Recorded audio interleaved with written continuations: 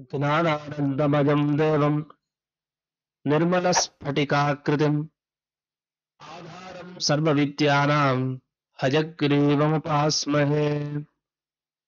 ಶ್ರೀ ಗುರುಭ್ಯೋ ನಮಃ. ಹರಿ ಓಂ. ಇಂದಿನ ಸಂಚಿಕೆಯಲ್ಲಿ ಗುರುರಾಯರ ಮತ್ತೊಂದು ಮಹಿಮೆಯನ್ನ ಕೇಳೋಣ. ಇದು ಅನುಭವ ಆಗಿದ್ದು ಬಿಜಾಪುರದವ್ರಿಗೆ. ಬಿಜಾಪುರದಲ್ಲಿ ಹನುಮಂತರಾಯ ಅಂತ ಇರ್ತಾರೆ. ಅವರಿಗೆ ಆದ ದಿವ್ಯ ರಾಯರ ಒಂದು ಅನುಗ್ರಹ. ಇವರಿಗೇನ್ ಕಷ್ಟ ಇತ್ತು, ಯಾಕೆ ಗುರುರಾಯರ ಬಳಿ ಹೋಗ್ಬೇಕಾಗಿ ಬಂತು, ಗುರುರಾಯರು ಹೇಗೆ ಪರಿಹರಿಸಿದ್ರು ಇವರ ಕಷ್ಟವನ್ನ, ಅದೆಲ್ಲವನ್ನು ಗಮನಿಸ್ತಾ ಹೋಗೋಣ. ಮೊದಲಿಗೆ ಈ ಹನುಮಂತರಾಯರ ಪರಿಚಯ. ಇವರು ಕುಲಕರ್ಣಿಯವರು. ಕುಲಕರ್ಣಿ ಅಂತ ಕೆಲವರಿಗೆ ಹೆಸರನ್ನ ಇಟ್ಟಿರ್ತಾರೆ. ಅದು ಕೆಲವು ವಂಶದಿಂದ ಬಂದ್ಬಿಟ್ಟಿರುತ್ತೆ ಕುಲಕರ್ಣಿ ಅಂತ. ವಸ್ತುತಃ ವೃತ್ತಿ ಜೀವನದಲ್ಲಿ ಕುಲಕರ್ಣಿಯಾಗಿದ್ರು. ಇಂಥ ಹನುಮಂತರಾಯರು ತಾವು ಹುಟ್ಟಿನಿಂದ ಏನೋ ದೋಷವನ್ನ ಹೊಂದಿರಲಿಲ್ಲ. ಅವರು ಹುಟ್ಟಿದಾಗ ಚೆನ್ನಾಗೇ ಇದ್ರು, ಬೆಳೆದ್ರು, ಎಲ್ಲ ಆಯ್ತು. ಯಾವಾಗ ಈ ಮಧ್ಯಮ ವಯಸ್ಸಿಗೆ ಬಂದ್ರು, ಸುಮಾರು ಒಂದು 50 ವರ್ಷ ಅಂತ ವಯಸ್ಸಿನಲ್ಲಿದ್ದಾರೆ. ಆ ಸಂದರ್ಭದಲ್ಲಿ ಒಂದು ಎಡವಟ್ಟಾಯ್ತು. ಏನಾಯ್ತು ಅಂದ್ರೆ, ಕಣ್ಣು ಕಾಣಿಸ್ತಾ ಇಲ್ಲ. ನಮಗೆ ಈ ಕಾಲದಲ್ಲಿ ಅನ್ಸತ್ತೆ 50 ವರ್ಷ ಕಣ್ಣು ಕಾಣಲಿಲ್ಲ ಅಂತ ದೊಡ್ಡ ವಿಷಯನೇ ಅಂತ. ಅದು ಚಿಕ್ಕ ವಯಸ್ಸಿಗೆ ತೊಂದರೆಗಳು ಬರೋದು ಜಾಸ್ತಿ. ಅಂಥದ್ರಲ್ಲಿ ಆ ಕಾಲದಲ್ಲಿ ಅವ್ರಿಗೆ ಮಧ್ಯಮ ವಯಸ್ಸಿನಲ್ಲಿ ಇಂಥ ಒಂದು ತೊಂದರೆ ಆಯ್ತು. ಕಣ್ಣು ಯಾಕೋ ಕಾಣ್ತಾನೆ ಇಲ್ಲ, ಚೆನ್ನಾಗಿದ್ದು ಕಣ್ಣು ಕಾಣ್ತಾ ಇಲ್ಲ. ಸರಿ, ಯೋಚನೆ ಮಾಡಿದ್ರು, ಎಲ್ಲಾ ಕಡೆ ಹೊರಟ್ರು. ಎಲ್ಲೆಲ್ಲಿ ಕಣ್ಣಿಗೆ ಒಂದು ಒಳ್ಳೆ ದೃಷ್ಟಿ ನೀಡ್ಬೋದು ಅಂತ ಎಲ್ಲಾ ಸ್ಥಳಕ್ಕೆ ಹೋದ್ರು, ಭೇಟಿಯಾದ್ರು. ಯಾಕೋ ಎಲ್ಲೂ ಉಪಯೋಗಕ್ಕೆ ಬರ್ಲಿಲ್ಲ. ಅದಕ್ಕೊಂದು ಸಂಕಲ್ಪ ಮಾಡಿದ್ರು, ಮಂತ್ರಾಲಯಕ್ಕೆ ಹೋಗೋಣ, ಮಂತ್ರಾಲಯದಲ್ಲಿ ಸೇವೆ ಮಾಡೋಣ ಅಂತ. ಸೀದಾ ಮಂತ್ರಾಲಯಕ್ಕೆ ಹೋಗಿದ್ದಾರೆ. ಮಂತ್ರಾಲಯಕ್ಕೆ ಹೋಗಿ ಪೂರ್ಣ ಸೇವೆ ಎಲ್ಲ ಆಯ್ತು. ಸೇವೆ ಮಾಡಿದ ಪ್ರಕಾರ ಅವರೇನ್ ಮಾಡಿದ್ರು ಅಂದ್ರೆ, ರಾಯರ ಬಳಿ ಇತ್ತು ಸೇವೆಯನ್ನ ಮಾಡಿದ್ರೆ ಏನ್ ಮಾಡ್ಬೇಕು, ದೀಪವನ್ನ ಹಚ್ತಾ ಬಂದ್ರು. ಕಣ್ಣಿನ ದೃಷ್ಟಿ ಬರ್ಲಿ ಅಂತ ಅದಕ್ಕೆ ದೀಪವನ್ನ ಹಚ್ಚಿ ಪ್ರದಕ್ಷಿಣೆ ಬರೋದು, ಈ ತರಹದ ಸೇವೆಯಲ್ಲಿ ತೊಡಗಿದ್ದಾರೆ ಇವರು.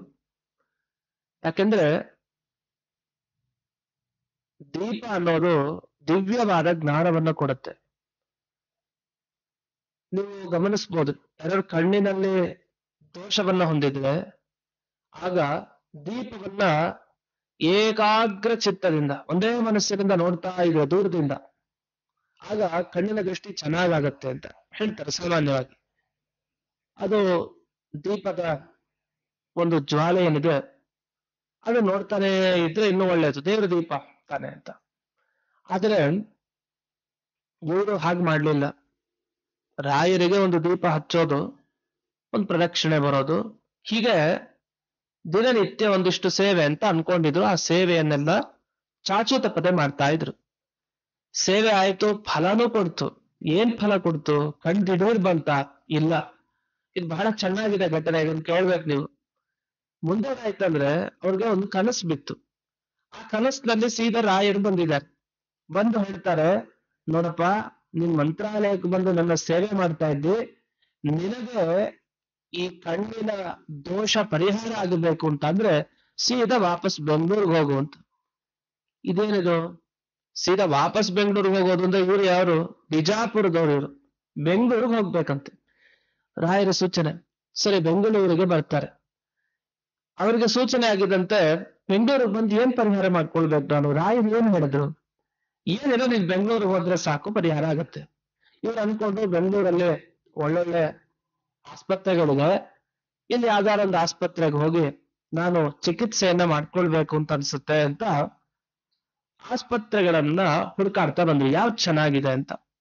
ಇವ್ರಿಗೆ ತುಂಬಾ ದುಡ್ಡೇನಿರ್ಲಿಲ್ಲ, ಬಹಳ ಕಷ್ಟದಲ್ಲೇ ಇದ್ದವರು. ತುಂಬಾ ಸಂಪತ್ತಿತ್ತು ಅಂತಿಲ್ಲ, ಶ್ರೀಮಂತರೇನಲ್ಲ. ಬೆಂಗಳೂರಿಗೆ ಬಂದ್ರು, ಸುಮಾರು ಕಡೆ ಹುಡುಕ್ತಾರೆ, ಇಲ್ಲಿ ಹೋಗ್ಲಾ ಅಲ್ಲಿ ಹೋಗ್ಲಾ ಅಂತ. ಸರಿ, ಒಂದು ಆಸ್ಪತ್ರೆ ಕಾಣುತ್ತೆ, ಆಸ್ಪತ್ರೆಗೆ ಹೋಗ್ತಾರೆ, ಡಾಕ್ಟರ್ನ ಕೇಳ್ತಾರೆ, ಆಯ್ತು ಅಂತ ಹೇಳಿ ನೋಡ್ತಾರೆ, ಪರೀಕ್ಷೆಯನ್ನೆಲ್ಲ ಮಾಡ್ತಾರೆ. ಆಮೇಲೆ ಹೇಳ್ತಾರ ಡಾಕ್ಟರ್, ನೋಡಿ ನಿಮಗೆ ಕಣ್ಣು ಬರಲ್ಲ ಅಂತ ಹೇಳ್ಬಿಡ್ತಾರೆ. ಇದೇನಿದು, ರಾಯರು ಸೂಚನೆ ಮಾಡಿದ್ದಕ್ಕೆ ಬೆಂಗಳೂರಿಗೆ ಬಂದ್ರೆ ಕಣ್ಣು ಬರಲ್ಲ ಅಂತ ಡಾಕ್ಟರ್ ಹೇಳ್ಬಿಟ್ರು. ಸರಿ, ಆಪರೇಷನ್ ಮಾಡಿದ್ರೆ ಬರುತ್ತಾ ಕಣ್ಣು? ಇಲ್ಲ, ಆಪರೇಷನ್ ಮಾಡಿದ್ರು ಫೇಲ್ಯೂರೇ, ಸಕ್ಸಸ್ ಆಗೋದಿಲ್ಲ ಅಂತ ಹೇಳೇ ಬಿಟ್ರ ಡಾಕ್ಟರ್. ಇವ್ರಿಗೆ ಏನೋ ಪಾಪ, ಒಂದು ಒಳ್ಳೆ ಫಲ ಸಿಗುತ್ತೆ, ರಾಯರು ಸೂಚನೆ ಕೊಟ್ಟಿದ್ದಾರೆ ಅಂತ ಬಂದ್ರು. ಆದ್ರೆ ಮನಸ್ಸೆಲ್ಲ ತುಂಬಾ ದುಃಖಮಯ ಆಗೋಯ್ತು, ಬಹಳ ದುಃಖ ಆಗೋಯ್ತು. ಏನ್ ಮಾಡೋದು ಗೊತ್ತಾಗ್ತಾ ಇಲ್ಲ. ಅಷ್ಟೇ ಅಲ್ಲ, ಯಾವಾಗ ಈ ಮಾತನ್ನು ಹೇಳಿದ್ರು, ಆಪರೇಷನ್ ಬೇಡ ಅಂತ ತೀರ್ಮಾನ ಮಾಡ್ಕೊಂಡು ಬಂದ್ರು. ಡಾಕ್ಟರ್ ದರ್ಶನ ಮಾಡಿ ವಾಪಸ್ ಬಂದ್ರು.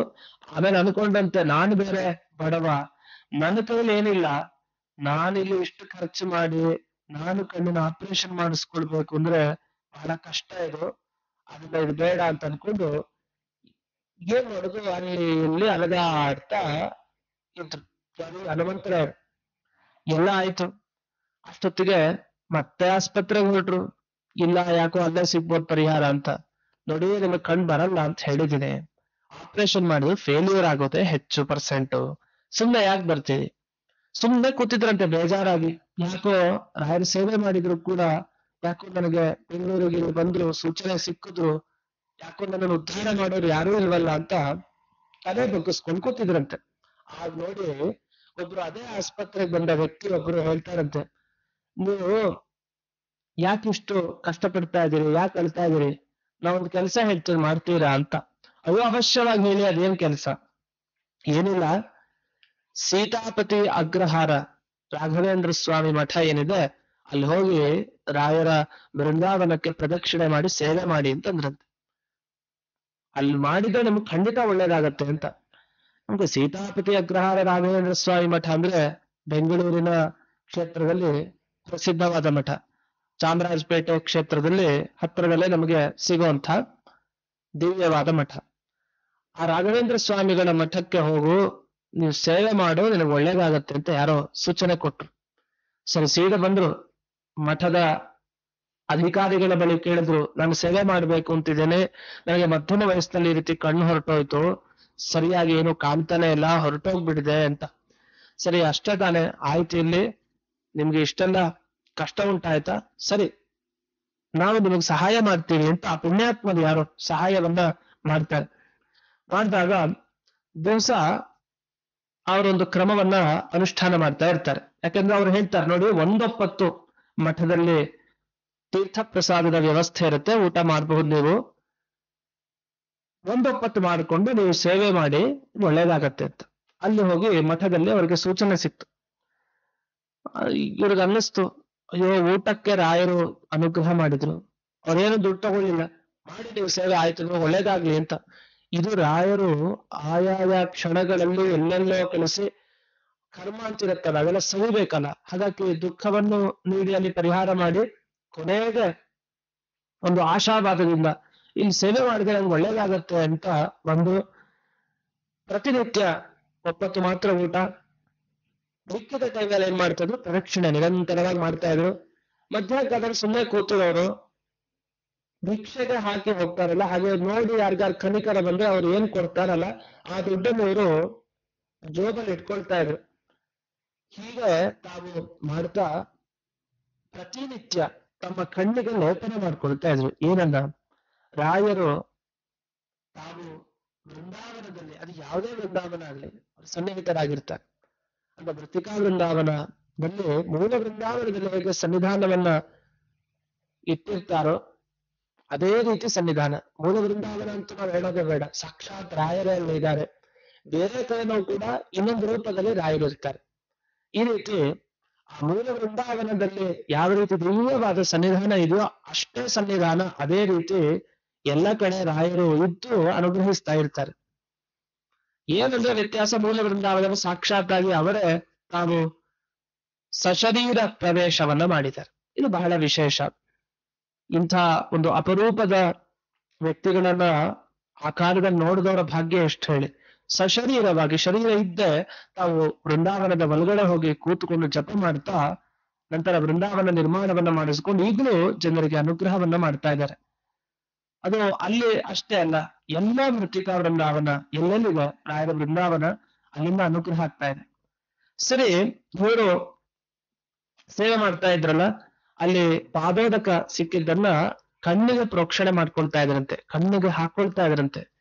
ತಲೆ ಮೇಲೆ ಹಾಕೊಳ್ಳೋರು, ಕಣ್ಣಿಗೆ ವಿಶೇಷವಾಗಿ ಹಾಕೊಂತ ಕಳೆದ್ರು. ಒಂದು 6 ತಿಂಗಳ ಕಾಲ ಆಯ್ತಂತ ಹೇಳಿ.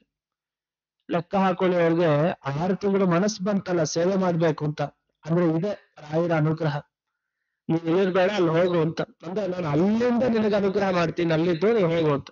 ಸರಿ, ಎಲ್ಲ ಸೇವೆಯನ್ನ ಮಾಡಿದ್ರು. ಒಂದು ದಿವ್ಸ ಮತ್ತೆ ಕನಸು ಬಂತಂತೆ.